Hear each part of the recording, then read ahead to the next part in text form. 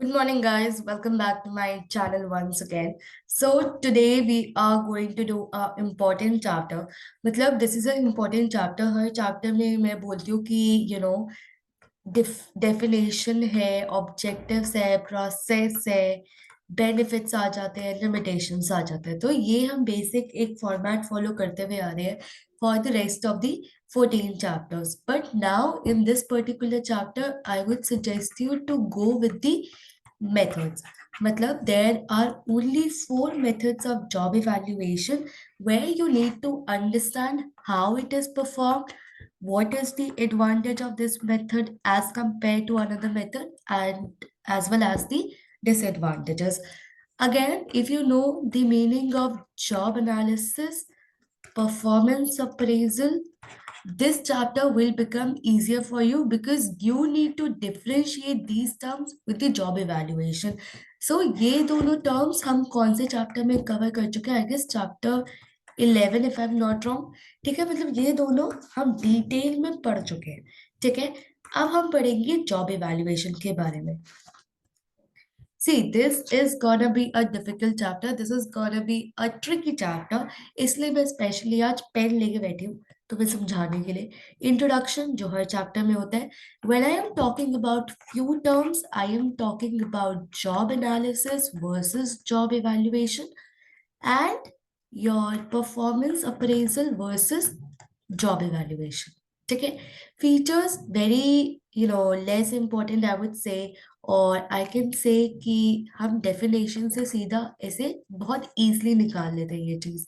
Process, again 5 step process. Benefits जो हर chapter में आते हैं, बेनिफिट्स के साथ हमेशा लिमिटेशंस भी आती है. Methods, this is very important. Okay, as I mention, methods and sorry benefits and limitation साथ साथ आती है. तो ये सब चीज हम पढ़ते हुए आ रहे हैं हर चैप्टर में, हर टॉपिक के लिए. But this is something that is important in this particular chapter. Now before we actually start, I would actually request you to think about one thing. Let's say you have a job openings in your company. ठीक है, let's say you own a Reliance. ठीक है, now Reliance का अगर मैं एक employ की बात करूं तो he must be earning 5 to 6 lakh per annum. ठीक है, just an example. Whereas the manager will be earning 60 lakhs per annum. Why? ये डिफरेंस क्यों आता है? ये डिफरेंस जॉब इवैल्यूएशन की वजह से आता है. क्योंकि जब हमने जॉब इवैल्यूएट करी होगी, हमने इन्हें देखा होगा कि जो एक एम्प्लॉय का काम है वो बहुत बेसिक काम है. मतलब वो आता है, ये काम करता है और चला जाता है. तो उसकी skills, knowledge, responsibilities, duties are much lesser as compared to the manager. Manager is performing a very complex task over there. ठीक है, वो मेन अथॉरिटेटिव है, वो बहुत ज्यादा हर चीजों का ध्यान रखता है. राइट, तो तुम खुद ही देखो, एक रिस्पॉन्सिबिलिटीज किसके सर पे ज्यादा होगी, डिसीजन पावर किसके सर पे ज्यादा होगी, किसे ज्यादा काम डेलीगेट करना होगा? Of course a manager, and he deserves a good salary. Okay, fine. तो इसकी वजह से ये जो सैलरी डिसाइड हुई है कि 5 से 6 लाख वर्सेस 60 lakhs, ये रिलायंस कंपनी ने कैसे करी होगी, कैसे डिसाइड करी होगी? ये डिसाइड करी होगी through a method called job evaluation. ठीक है, लेट्स से अब एक और एग्जांपल लेते हैं, बिकॉज ये चैप्टर में जब तक तुम प्रैक्टिकली नहीं सोचोगे, आई स्वेयर टू गॉड तुम्हें कुछ समझ में नहीं आएगा. ठीक है, नाउ लेट्स से तुमने कॉफी अड्डा करके एक कंपनी खोली. ठीक है, वहां पे तुमने 3 पोस्ट बनाई. एक अकाउंटेंट की, एक क्लर्क की, और एक लेट्स से पैकेजिंग मैनेजर की. नाउ तुम ठहरे एमबीए के बच्चे, या आई वुड से तुम ठहरे एक साइंस बैकग्राउंड, तुम कैसे डिसाइड करोगे इन्हें कितनी सैलरी देनी है? लेट्स से अगर तुम इसे बोलोगे any employ in my company will work for 5,000 per month, ये आएगा, चार्टर लगाएगा, बोलेगा सर इतने की तो मेरी डिग्री नहीं है, ठीक है, इतनी ही तो मैं एक दिन में कमा लूं, ठीक है। क्लर्क खुशी खुशी आएगा, क्यों? क्योंकि उसे बहुत कम काम करना है। वो कहेगा सर मैं तो 100 रुपए पर दिन कमा रहा था, आपने तो 5,000 दे दिए, चलो, ठीक है। पैकेजिंग मैनेजर देखेगा भी नहीं इस जॉब को, राइट? तो कैसे मतलब डिसाइड करेगा किसको कितने पैसे देने हैं? मेरे पास दो मेथड है, या तो मैं बाहर कॉम्पिटिटर्स मतलब जॉब मार्केट में जाके देखूं कि इसे कितना मिल रहा है, इसे कितना मिल रहा है और इसे कितना मिल रहा है, उसके हिसाब से मैं बोलूं तुम्हें 60,000, तुम्हें 5,000 एंड तुम्हें 1 लाख, ठीक है। तो ये जो सैलरी डिसाइड हुई है, ये कैसे हुई है? ये डिसाइड हुई है जॉब इवैल्यूएशन के मेथड से। आई होप अब समझ में आ गया होगा जॉब इवैल्यूएशन क्यों हो रहा है। So you need to answer yourself to question, why it is happening and what is happening. So what is happening? I am deciding the pay, ठीक है, of an individual. Why it is happening? So that it becomes fair to everyone, ठीक है। तुमने वो पढ़ा है, business में पढ़ा होगा क्लास 12, फेयर इक्विटेबल, ठीक है। So why it is happening and what is happening, ये अब हमने समझ लिया जॉब इवैल्यूएशन में। ना what exactly is job evaluation?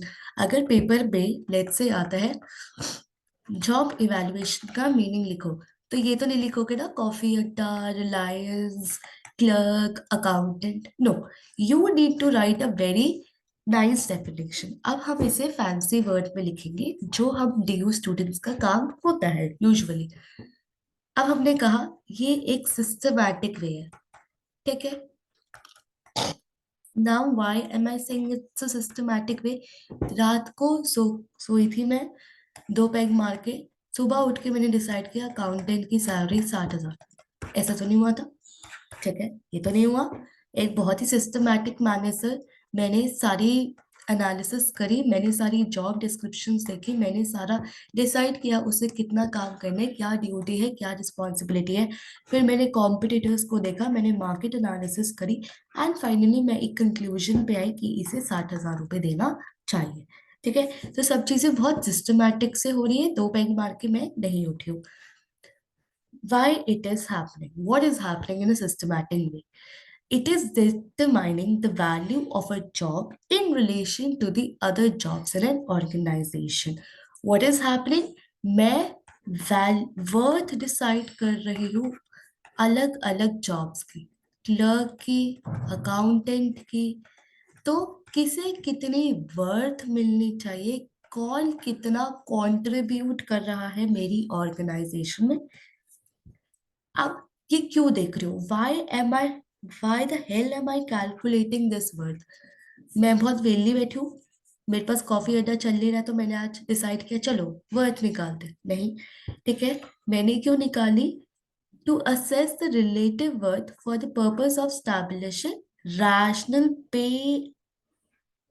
ये this is the main important, इसलिए मैं कर रही हूँ टू कैलकुलेट दी पे, किसको कितने पैसे देने हैं, ठीक है। तो आई होप अब समझ में आ गया हो डेफिनेशन कैसे लिखती है, वही एग्जाम्पल को लेके थोड़ा फैंसी वर्ड में क्या क्या, सिस्टमैटिक वे, वर्थ डिसाइड, क्यों डिसाइड करने के लिए पे, ठीक है।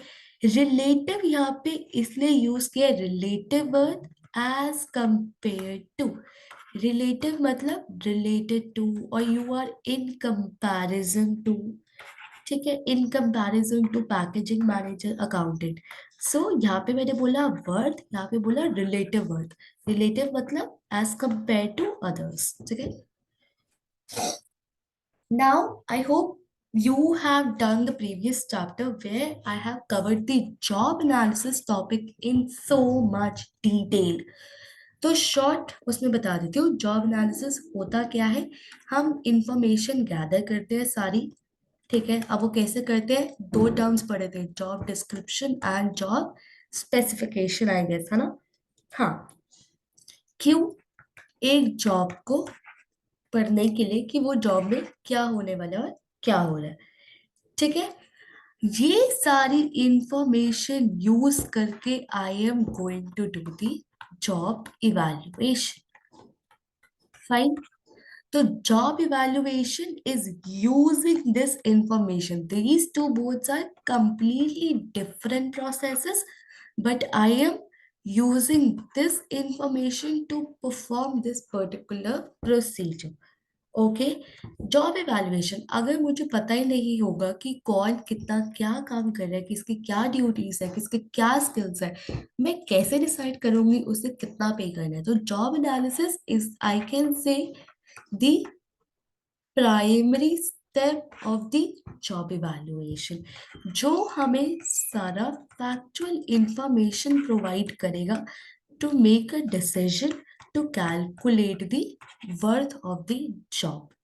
ठीक है, तो जब भी तुमसे कोई पूछे जॉब इवैल्यूएशन का फर्स्ट स्टेप क्या है, जॉब एनालिसिस को अच्छे से डिटेल में पढ़ना कि आखिर इस जॉब में हो क्या रहा है। तो job evaluation begins with the job analysis, but job analysis is completely different because it's a detailed analysis। ठीक है, तो जॉब एनालिसिस की जब बात करते हैं एनालिसिस, तो it's a detailed study of the particular job। Now I hope I am making sense, because ये चैप्टर अगर तुम दूसरे वीडियो देखोगे ना यूट्यूब पे, बौखला जाओगे। I am trying my best to make this particular chapter very easy for you guys. अभी ये थोड़ा लाइटली चलेगा, मेथड्स पे तुम्हें थोड़ा और ध्यान देना पड़ेगा।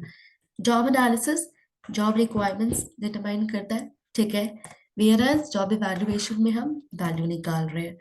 ठीक है, जॉब एनालिसिस का ऑब्जेक्टिव क्या होता है कि हम जॉब के बारे में सारी इंफॉर्मेशन, डिटेल्ड इंफॉर्मेशन निकालें। बल्कि जॉब इवैल्यूएशन का ऑब्जेक्टिव क्या होता है, वर्थ निकाल के पे डिसाइड करना। Now job evaluation versus performance analysis. Job, तुम देख रहे हो अगर एक पूरी कंपनी है तो उसमें चार जॉब्स है, लेट्स से, एक पैकिंग वाले की, मैनेजिंग की, एडमिन की, अकाउंटेंट की। ठीक है, तो ये हो गया एज अ ब्रॉड। परफॉर्मेंस किसकी होती है, ह्यूमंस की होती है। ठीक है, तो वो हो गई इंडिविजुअल, तो वो हो गई इसमें रहने वाले इंसानों की। तो जॉब एनालिसिस क्या हो रही है, evaluation of a job. Performance appraisal is talking about an individual. ठीक है, तो ये क्या हो गया, एम्प्लॉय की क्या स्ट्रेंथ है, क्या वीकनेस है, कैसे वो काम कर रहा है, कैसे वो इम्प्रूव कर सकता है। बट यहाँ पे क्या हो रहा है, यहाँ पे हम जॉब की वर्थ निकाल रहे हैं, बार बार सेम वर्ड्स बोल रही हूँ जिससे तुम्हें याद हो जाए एंड समझ में। ठीक है, पेपर में तुम्हें जब भी जॉब इवैल्यूएशन का क्वेश्चन आए, वर्थ, पे, इक्विटेबल, फेयर, रिलेटिव, सिस्टमैटिक। ठीक है, तो job evaluation compares the whole, a wider concept, a broader perspective, but an performance appraisal covers a little narrow, talking about a single individual. Now features, जो मैं इतना सब कुछ खिचड़ी पका के आ रही हूँ, अब वो बड़े स्मार्ट लोगों की तरह ये लोग फीचर्स में डाल देंगे, तो हम भी बड़े स्मार्ट है। अभी क्या बोला था मैंने, performance appraisal versus job evaluation में, कि यहाँ पे हम लोगों को असेस नहीं कर रहे, जॉब को असेस कर रहे हैं। Standards of jobs are relative not absolute. इतनी देर से मैं डेफिनेशन में क्या बोला था, it's a finding about the relative worth. Basic information, job analysis versus job evaluation में क्या पढ़ा था, कैरीड आउट बाय, अच्छा, एक बंदे को तुम बोल दोगे कि पूरे 150 डिपार्टमेंट्स की वैल्यू निकाल, बौखला जाएगा, सुसाइड कर लेगा वो। Obviously it is carried out by group and not individual. ठीक है, some degree of subjectivity is always present. Obviously हम ह्यूमंस हैं, हम सब्जेक्टिविटी नहीं छोड़ेंगे। जहां पे भी पैसे देने या लेने की बात आएगी, हम अपनी सब्जेक्टिविटी, अपना फायदा जरूर देखना चाहेंगे।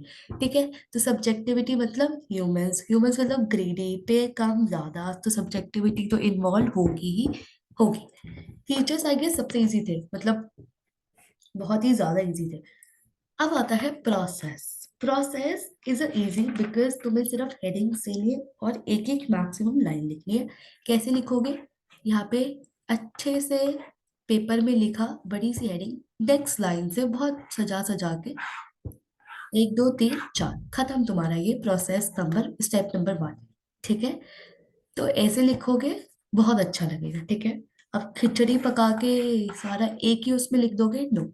ठीक है, तो प्रोसेस, थोड़ा प्रेजेंटेबल बनो अपनी आंसर शीट्स में, टीचर आधे नंबर वहीं दे देता है। ठीक है, now the first step is gaining acceptance. देखो, सबसे पहले तुम शुरू नहीं हो जाओगे उठते के साथ ही कि आज जॉब इवैल्यूएशन करते हैं, नहीं। टॉप मैनेजमेंट मतलब लेट्स से तुम्हारी ऑर्गेनाइजेशन का स्ट्रक्चर कुछ ऐसा चल रहा है, तो टॉप मैनेजमेंट को बताना पड़ेगा कि ये जो जॉब इवैल्यूएशन हो रहा है उसके क्या एम है, क्या यूजेस है। ठीक है, एंड ये क्यों इम्पोर्टेंट होता है, जिससे हमें एक एम मिल जाए, हमें एक गोल मिल जाए कि आखिर हम कर क्यों रहे हैं। ठीक है, second, creating job evaluation committee. As I mention in the features point कि ये एक बंदे का काम नहीं है, एंड ऑल्सो सब्जेक्टिविटी इन्वॉल्व होती है। तो it is always advisable that you always create a job evaluation committee where people have desired skills and knowledge to carry out this procedure.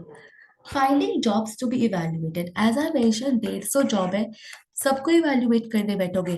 No. Sometimes top management may decide around 20 to 30 jobs जहां पे evaluation की need actually आ रही है। ठीक है, because ये procedure बहुत ही time consuming and costly बैठने वाला है। कॉस्टली क्यों? क्योंकि तुम एक नए लोगों को हायर कर रहे हो, राइट? तो हर जॉब को इवैल्यूएट करो ऐसा जरूरी नहीं है। Analysing and prepare job description, यहाँ पे अगर तुम यहाँ तक देखो तो मैं अभी तक प्रिपेयर कर रही थी अपने आप को जॉब इवैल्यूएशन करने के लिए, कि अप्रूवल ले लिया, कमिटी बना दी एंड डिसाइड कर लिया करना क्या। यहाँ से एक्चुअल जॉब इवैल्यूएशन शुरू हुआ। ये क्या है job description? It is nothing but the job analysis. तो मैंने क्या बोला था? Job evaluation start with the job analysis. ठीक है, तो मैं क्या करूंगी? सारा जॉब डिस्क्रिप्शन डिटेल स्टडी करूंगी। सिलेक्टिंग द मेथड्स, अभी हम 4 मेथड्स पढ़ने वाले हैं, तो ऑर्गेनाइजेशन को कौन सा मेथड चूज करना है, they have to decide that. Classifying job, ये अभी तुम्हें बेटर समझ में आएगा जब तुम मेथड कर लोगे। इंस्टॉलिंग द प्रोग्राम, अब देखो ये बहुत ही इजी है, इसे 3 स्टेप्स में डिवाइड करो। यहाँ पे आई एम प्रिपेयरिंग, यहाँ पे जॉब इवैल्यूएशन हुआ एंड यहाँ पे खत्म हो गया। ठीक है, यहाँ पे क्या हुआ? यहाँ पे जॉब इवैल्यूएशन का प्रोसेस खत्म हो गया। ठीक है, अब एक एक्शन रेडी हुआ, प्लान एक्शन। ठीक है, जो अब हमें एम्प्लॉयज को समझाना है एंड उसे एक्शन में लाना है। तो it is the process, it is the steps of implementation I can say, और I can say the post process thing. ठीक है, तो I can say this is the pre, this is the process and this is the post process. And finally जब भी कोई process होता है तो उसका पोस्ट एनालिसिस होता है, दैट इज रिव्यू। ठीक है, तो आई गेस अगर तुम इसे स्मार्टली याद करोगे तो तुम्हें 2 मिनट में याद हो जाएगा। कैसे? मैं बताती हूँ। ये था तैयारी करना, जंग पे लड़ने की तैयारी करना। ठीक है, प्रिपेयरिंग योर सेल्फ। ये थी असली जंग। ठीक है, एंड ये थे जंग के बाद के नतीजे। ठीक है, now in case are you preparing, you are preparing for the Big Four interview, I will provide you with a PPT which actually consists of 100+ questions.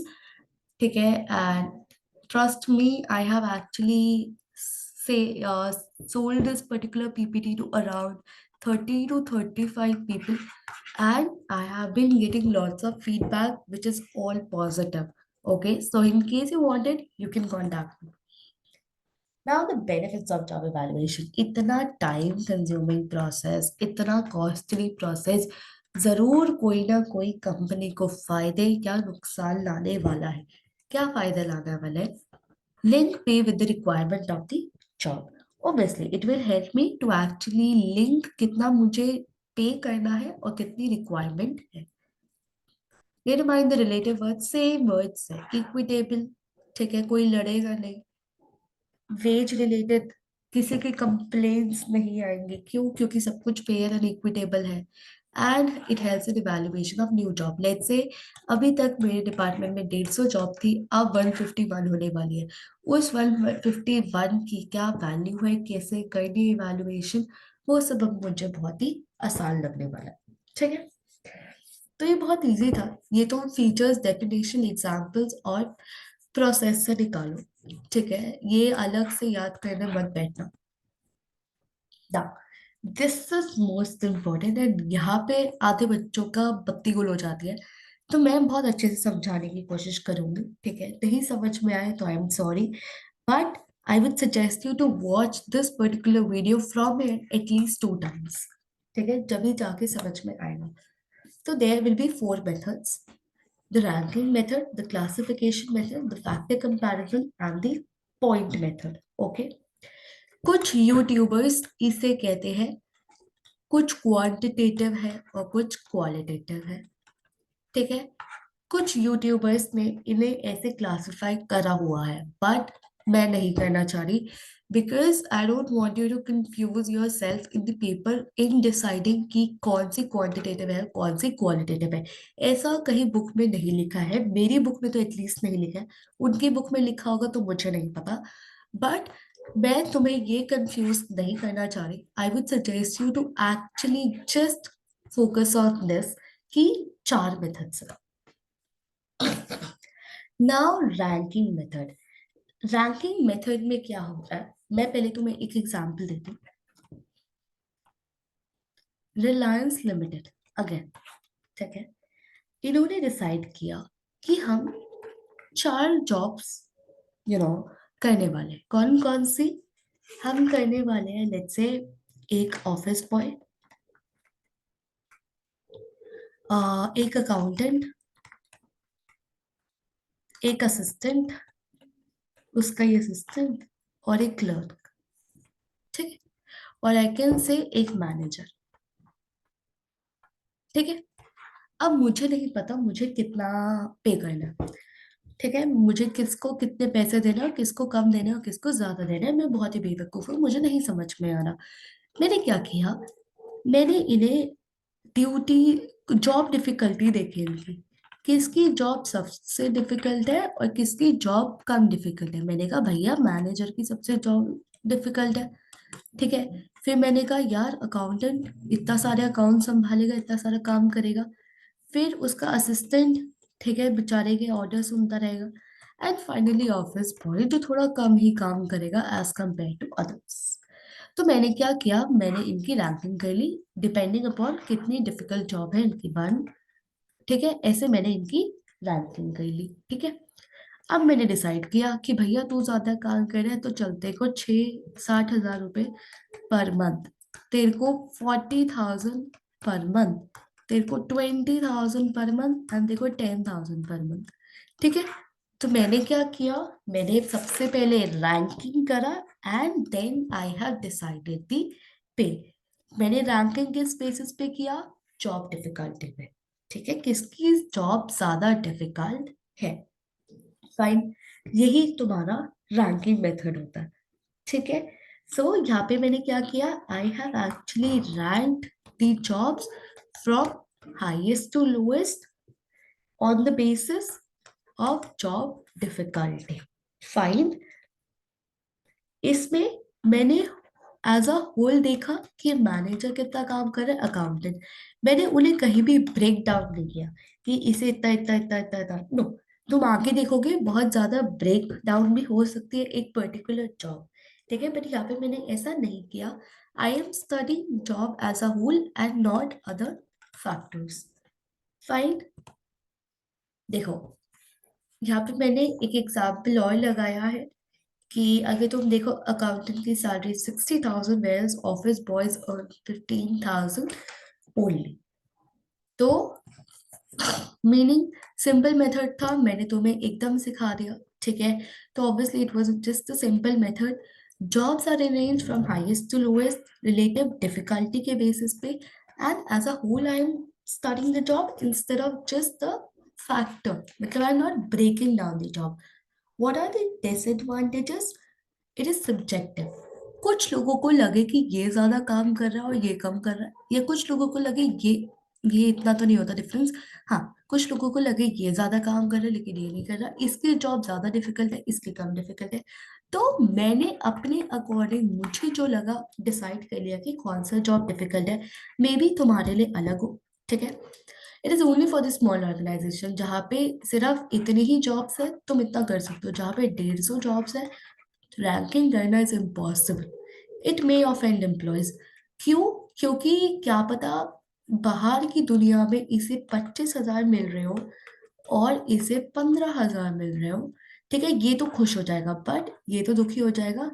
भैया, it is not fair, it is not equitable. Sir, you need to compare the markets. ठीक है, it may actually not satisfy the employee too much. तो large organization में ये सब करना बहुत complex है, बिकॉज बहुत ज्यादा जॉब ओपनिंग्स होती है. I hope ranking method was simple. ठीक है, वो तो बहुत इजी था. अब आता है क्लासिफिकेशन. क्लासिफिकेशन में क्या हुआ? अगेन रिलायंस लिमिटेड ने क्या किया? 3 क्लास बनाई. Class 1, 2 and 3. 1 में क्या किया? इन्होंने सारे रैंक डाल दी कि जो भी इसके अंदर होगा वो एग्जीक्यूटिव्स कहलाएंगे. ठीक है, मतलब सॉरी, सारे इसमें एग्जीक्यूटिव्स आएंगे, मतलब सारे टॉप मैनेजमेंट के लोग आएंगे. मतलब लेट्स से ऑफिस का मैनेजर हो गया, ठीक है, डिप्यूटी ऑफिस मैनेजर हो गया. ठीक है. क्लास 2 में सारे स्किल्ड वर्कर्स आएंगे. स्किल्ड वर्कर्स कौन हो गए मेरे? अकाउंटेंट, ठीक है, लेट्स से कैशियर. ठीक है. थर्ड में आएंगे मेरे सेमी स्किल्ड लोग. सेमी स्किल्ड लोग कौन हो गए? Let's say machine operators. ठीक है, टाइपिस्ट, सोलो टाइपिस्ट. तो ये सब लोग आएंगे हमारे क्लास 3 में. तो यहाँ पे मैंने क्या किया? क्लासिफिकेशन को तोड़ो. क्लास, ठीक है, मैंने क्लास बना दी जिसमें मैंने डिसाइड किया depending upon the class. Let's say आज मेरे पास जॉब ओपनिंग आती है मैनेजर की. मुझे एक मैनेजर चाहिए. मैनेजर हर प्रोसेस से होकर हमारी कंपनी में एंटर करेगा. अब वो यहाँ खड़ा है. अब उसे पता नहीं कौन से क्लास में उसे क्लासिफाई, कैसे क्लासिफाई करूंगे? सर, आप इधर आओ, आप एग्जीक्यूटिव मैनेजर क्लास 1 में आओगे.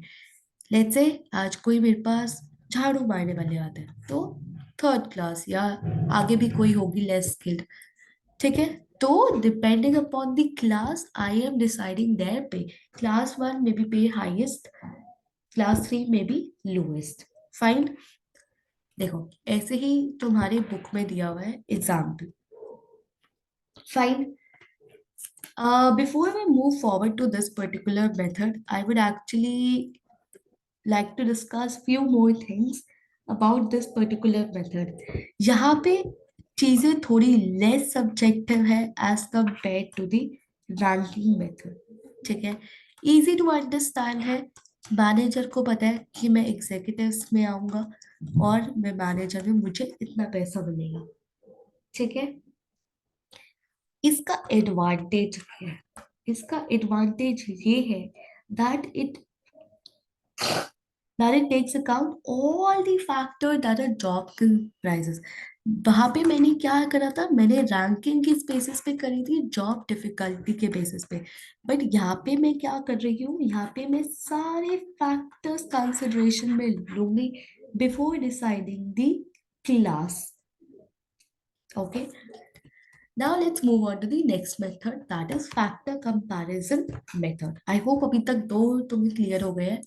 रैंकिंग हो गया एंड क्लासिफिकेशन हो गया. ठीक है. फैक्टर कंपैरिजन मेथड में क्या होता है? यहाँ पे पूरी की पूरी जॉब रैंक नहीं होती. I am not ranking the entire job. Okay. बल्कि ईच जॉब, मतलब लेट्स से एक इलेक्ट्रिशियन है, ठीक है।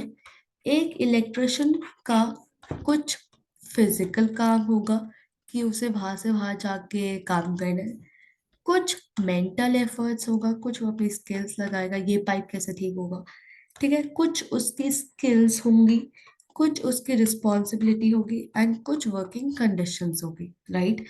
तो मैं हर पर्टिकुलर जॉब जो एक पूरे जॉब को बना रही है, मैं उसे रैंक कर रही हूँ, ठीक है। मैंने रैंकिंग मेथड में ये पूरा रैंक कर दिया था, बट फैक्टर कंपैरिजन मेथड में मैं इन्हें रैंक करूंगी। फाइन, समझ में आया? ठीक है। देखो अब इसमें क्या होगा, लेट्स से एग्जाम्पल से ही समझते हैं। इलेक्ट्रिशियन है, ठीक है, उसके ये सारे जॉब्स क्लासिफाई हुए हैं फर्दर, मतलब आगे जाके हमने किया, हमने कहा कि यार देखो 11 फिजिकल एफर्ट्स लगेंगे, ठीक है, मतलब okay fine, and this is how it is gonna be mental skill responsibility, and सबको ऐड करके मैंने एक वेज डिसाइड किया। अब तुम देखो, एक बात देखना, यहाँ पे फिटर है, उसके फिजिकल एफर्ट ज्यादा लग रहे हैं as compared to the electrician, तो यहाँ पे मैंने रैंकिंग 1 कर दी और यहाँ पे 3 कर दी, ठीक है। Where as if you see एक लेबर के स्किल कम है, ठीक है, उसकी रैंकिंग ऊपर है as compare to the cleaner, किसका ज्यादा स्किल्स है? ऑब्वियसली लेबर मिस्त्री जो हमारे घर पे आता है उसके स्किल्स ज्यादा होंगे एज कंपेयर टू झाड़ू लगाने वाली आंटी के, ठीक है। तो this is how you are ranking each job that is you know making that whole particular job, and the sum total of these jobs will decide the pay of that particular job. Fine. The last method is the point method. It is the extension of factor comparison method. Factor comparison, factors किस में मैंने detail में पढ़े? Previous method में, तो उससे हमारा थोड़ा ये एक्सटेंसिव मेथड है, आज के टाइम में इसे ही यूज किया जा रहा है, ठीक है। तो जॉब्स यहाँ पे क्या होती है, की फैक्टर्स के बेसिस पे हम इन्हें एक्सप्रेस करते हैं, we are expressing your job in the form of the key factors. हर फैक्टर को एक पॉइंट दिया जाता है, ठीक है, depending upon their importance. Finally पूरा सम अप करके हम वेज रेट डिसाइड कर देते हैं। Fine, and this is how we were doing in factor comparison method also, right. But the only difference over here is, I guess, the pointing method, ठीक है, जिसमें हम points दे रहे हैं। लेट्स से इसका ना एक बार एग्जांपल देखते हैं, because this is a superior method और ये बहुत ही ज्यादा वाइडली यूज किया जाता है, राइट। यहाँ पे लिटरली रीडर्स को फोर्स किया जाता है कि यार तुम बैठ के सारे फैक्टर्स देखो, उसके सब फैक्टर्स देखो। तो वहां पे हम सिर्फ फैक्टर्स देखते थे, यहाँ पे हम सब फैक्टर्स भी देखते हैं, ठीक है। तो यहाँ पे हम क्या करते हैं, पॉइंट वैल्यू के हिसाब से, वहां पे तो हमने डेली वेज रेट, देखो इस मेथड में क्या हुआ, हमने इन सब का टोटल किया और डेली वेज निकाल ली, बट हम पॉइंट मेथड में क्या करेंगे, इनके पॉइंट कैलकुलेट करेंगे, उस पॉइंट के हिसाब से हम डेली वेज निकालेंगे। फाइन, लेट्स से पॉइंट के हिसाब से इसके 500 पॉइंट्स बनते हैं। अब हमारी ऑर्गेनाइजेशन ने डिसाइड किया है कि जो 500 और 600 पॉइंट्स के बीच में आते हैं वो ने 300 पर डे मिलेगा, ठीक है। तो यहाँ पे हमने क्या किया था, सिंपली ऐड किया था, बट पॉइंट मेथड में हम थोड़ा एक्सटेंसिव एक स्टेप और आगे करते हैं कि हम पॉइंट्स को ऐड करते हैं, देन पॉइंट्स के हिसाब से वेज डिसाइड करते हैं, ठीक है। एक बार इसका स्निप ले लो, बिकॉज मैं पहले एग्जाम्पल समझाना चाह रही हूँ and then I will come up to this particular slide again. देखो सबसे पहले ये बुक का स्निप, डिग्री 1 डिग्रीज है, ठीक है। Able to carry out simply, देखो यहाँ पे हाई स्कूल ग्रेजुएटेड है, ये ग्रेजुएटेड है और ये पोस्ट ग्रेजुएटेड है, ठीक है। हमने कहा ये रहे हमारे डिग्रीज, ठीक है, तो मे बी ये आगे और पढ़े लिखे होंगे, ठीक है। स्किल्स 10 40 30 40 50, ठीक है। फिजिकल एफर्ट्स, ये सारे पॉइंट्स। मेंटल एफर्ट्स, रिस्पॉन्सिबिलिटी, जो जितना पढ़ा लिखा है उसके देख रहे हो ज्यादा पॉइंट्स मिल रहे हैं एज कंपेयर टू दिस, ठीक है। तो पॉइंट्स हो गए हमारे ये, ठीक है। अब पॉइंट्स के हिसाब से मैंने क्या डिसाइड किया, वेज रेट, ठीक है। तो job grade of a key bank official, let's say officer, lies between the 500 to 600 points, so he will be earning 300 to 400. Whereas manager 3 is lying between the 900 to 1000 points, he will be earning 700 to 800 per day. Okay. So this is how, things are decided in the point method. What are the merits of this method? Most comprehensive method है, ठीक है। कोई human judgement नहीं लगती, थोड़ी कम हो जाती है to some extent. Systematic method है, ठीक है। And skills developed in this method can be used for a very long time, because तुम पॉइंट के हिसाब से आगे आगे फैक्टर्स, सब फैक्टर्स इंक्लूड करते रहो और उसमें पॉइंट सिस्टम इंक्लूड करते रहो। Jobs can be easily placed in distinct categories. What are the demerits? Time consuming है, एक्सपेंसिव है, ठीक है। कुछ लोगों को ये ना समझ पाए, ठीक है, थोड़ा कॉम्प्लेक्स तो था ही। Lot of clerical work is involve. Okay, of course pointing is not easy, बहुत ही ज्यादा काम इन्वॉल्व था इसमें, ठीक है। बहुत आसान नहीं था ये job. And not suitable for managerial job, जहाँ पे work content is not measurable in the quantitative terms. कई बार एचआर टीम के लिए भी होता है ये, वो बहुत क्वालिटेटिव काम भी करते हैं, तो मे बी उनके लिए सूटेबल ना हो। Now limitations. अब हम वापस आ गए जॉब इवैल्यूएशन, बड़ा टॉपिक पे, राइट। तो what are the limitations? Not scientific, जैसे मैंने बताया था, it is an art but not a science. Techniques, 4 techniques पढ़ी, इसमें से एक मुझे बहुत डिफिकल्ट लगी, पॉइंट 1, तो they are difficult to understand.